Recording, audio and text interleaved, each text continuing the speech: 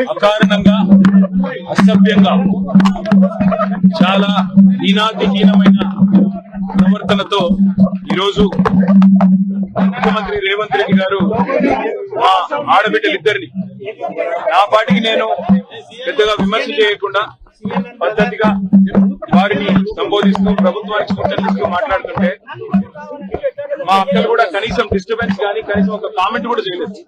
కనీసం నన్ను ఏమి ప్రాంప్ట్ కూడా చేయలేదు. మీరు ఇది చెప్పండి అది చెప్పండి. అట్లాంటిది ఈరోజు అకారణంగా ఎందుకు నోరు బారేసుకున్నాడో తెలియదు కానీ చాలా అసభ్యంగా హీనాతిహీనంగా ఏ నాయకుడు కాదు ఏ మనిషి కూడా మాట్లాడనంత అసభ్యంగా మీ అక్కలను నమ్ముకుంటే ఇక్కడ నన్ను ముంచిండ్రు మమ్మల్ని ముంచిండ్రు రేపు నీ బతుకు కూడా జూబ్లీ బస్ స్టాండ్ అవుతుందని మాట్లాడిన నికృష్టమైన మాట ఏదైతే ఉందో తప్పకుండా రేవంత్ రెడ్డి వెంటనే తెలంగాణలోని ఆడబిడ్డలందరికీ క్షమాపణ చెప్పాలి. ఎందుకంటే ఈ అవమానం జరిగింది ఒక సవితక్కకు సునీతక్కకు లక్ష్మక్కకు కాదు. ఈ అవమానం జరిగింది తెలంగాణలోని ఆడబిడ్డలందరికీ. మహిళల్ని నమ్ముకుంటే నట్టేట మునుగుతారన్నట్టు మహిళా తల్లుల్ని నమ్ముకుంటే బతుకు బస్టాండ్ అవుతుంది అన్నట్టు ముఖ్యమంత్రి మాట్లాడిన మాట ఏదైతే ఉందో నిజంగా కూడా హేయం శోచనీయం. నిజంగా ఒక ముఖ్యమంత్రి స్థాయికి తగని మాట. ఇలా నిజంగా ఈ ముఖ్యమంత్రి అన్ఫిట్ ముఖ్యమంత్రి, ఆ పదవిలో కూర్చోవడానికి తగని ముఖ్యమంత్రి మహిళల్ని అవమానించి కూడా అప్పుడప్పుడు నోరు జారినా సంస్కారం ఉన్న వాళ్ళు ఏం చేస్తారు, అవసరమైతే నేను వెనక్కి తీసుకుంటున్నాను విచారం వ్యక్తం చేస్తారు.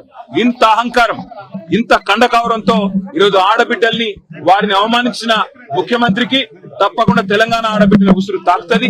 ఈ వైఖరి మార్చుకో, పద్ధతి మార్చుకో.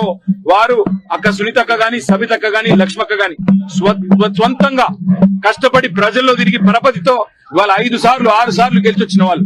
ఎవరు కూడా నీలాగా ఇష్టం వచ్చినట్టు రాజకీయ విన్యాసాలు చేసి వచ్చిన వాళ్ళు కాదు. తమ స్వశక్తితో తమ కుటుంబంకుండే అభిమానంతో కార్యకర్తల ఆశీర్వాదంతో ప్రజల దీవెనలతో ఇక్కడ అడుగు పెట్టారు. అప్రతిహతంగా 5 సార్లు సబితక్క గెలిచొచ్చింది. సునీతక్క కూడా గతంలో మంత్రిగా పనిచేసినారు. లక్ష్మక్క కూడా జెడ్పీ చైర్మన్ గా శాసనసభ్యురాలుగా పనిచేసింది. అలాంటి మహిళలుగా పట్టుకొని ఇవాళ నోటికొచ్చినట్టు వాగడం అనేది ముఖ్యమంత్రికి తగదు. ఇప్పటికైనా సిగ్గు తెచ్చుకొని బుద్ధి తెచ్చుకొని ముఖ్యమంత్రి బేషరతుగా క్షమాపణ చెప్పాలి. ఇక ముఖ్యమంత్రి ఇట్లున్నాడంటే ఉప ముఖ్యమంత్రి ఏం చక్కగా లేడు. ఆయన వస్తాడు ఏం ముఖం పెట్టుకొని వచ్చిందంటాడు. నేను అడుగుతున్నా, ఏం మొహం పెట్టుకొని నువ్వు వచ్చినావు? నీకేమేం మొహం పెట్టుకొని నువ్వు వచ్చినావో మేము కూడా అట్లే వచ్చినాం. ఎంత గుండె ధైర్యం నీకు? ఇవాళ మా ఆడబిడ్డల్ని పట్టుకొని ఏ మొహంతో వచ్చినావు అని చెప్పడానికి ఉప ముఖ్యమంత్రిని నేను అడుగుతా ఉన్నా.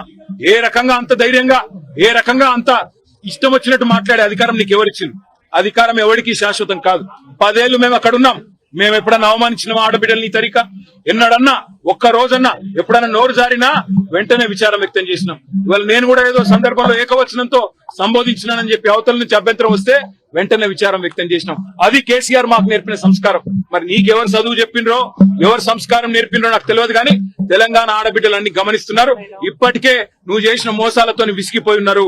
ఇలా మా ఆడబిడ్డలకు జరిగిన అవమానం వాళ్ళిద్దరికి ముగ్గురికి జరిగింది కాదు.